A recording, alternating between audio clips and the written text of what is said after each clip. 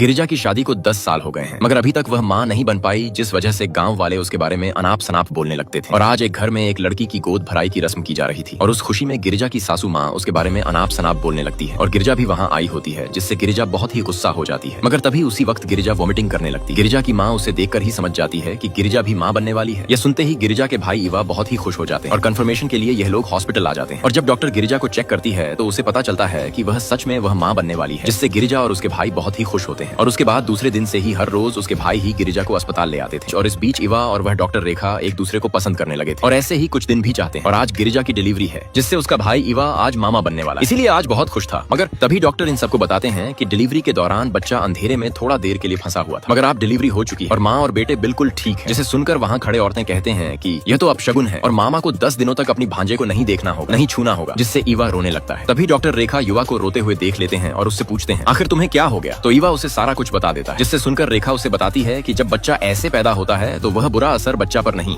बल्कि उसकी मामा पर पड़ती है। जिसे सुनकर इवा दौड़ के जाता है, क्योंकि उसे पता चल गया था कि यह अपशगुन से मेरी भांजे पर नहीं बल्कि मुझ पर हो, और अपने भांजे को अपने गोद में उठा लेता है। अब उसका भांजा बड़ा हो चुका था और उसका नाम लड्डू था और हर दिन लड्डू अपनी मम्मी और पापा की वजह अपनी मामा के साथ ही रहता था। उसके मामा भी उसे बहुत ही प्यार करते थे। और अब ईवा और रेखा शादी कर रहे थे तो लड्डू बीच में आ जाता है और मामा को मंगलसूत्र पहनाने नहीं देता है, जिससे उसके मामा परेशान हो जाते हैं। मगर किसी भी तरह लड्डू को समझा बुझा के ईवा रेखा को मंगलसूत्र पहना देता है। और जब दूसरे दिन लड्डू देखता है कि मामा की बिस्तर सजाया हुआ तो तुरंत यह बात अपनी मम्मी को बता देता है, जिससे उसकी माँ कहती है कि आज तुम्हारे मामा के साथ नहीं बल्कि मेरे साथ सोना होगा। जिससे लड्डू गुस्सा हो जाता है और जाकर सारा कुछ तहस नहस कर देता है। और जब उसके मामा लड्डू को अपनी मम्मी के साथ सोने के लिए कहता है तो लड्डू जाने का नाम ही नहीं ले रहा था और वह जीत पर अड़ा हुआ था कि मुझे तुम्हारी साथ ही सोना है। उसकी मामा भी लड्डू से बहुत ही प्यार करते थे, जिस वजह से उसे डांट भी नहीं सकता था। और रात भर लड्डू इन दोनों के साथ गेम खेलता है, जिससे यह दोनों रात को क्रिकेट नहीं खेल पाते हैं। और उसके बाद यह दोनों खाना खाते समय मैसेज की थ्रू ही बात कर रहे थे। और जैसे ही फिर से रात होती है तो इस बार भी लड्डू उसके रूम में ही सो जाता है, जिससे यह दोनों चुपके से अपने दादाजी के रूम में चले जाते हैं। और जैसे ही यह दोनों पलंग में चढ़ते हैं तो वह पलंग टूट जाता है, जिससे सारे परिवार उठ जाते हैं और सोचने लगते हैं कि आखिर यह आवाज कैसे थी। तो यह सब देखते हैं कि रूम से तो यह दोनों निकल रहे थे।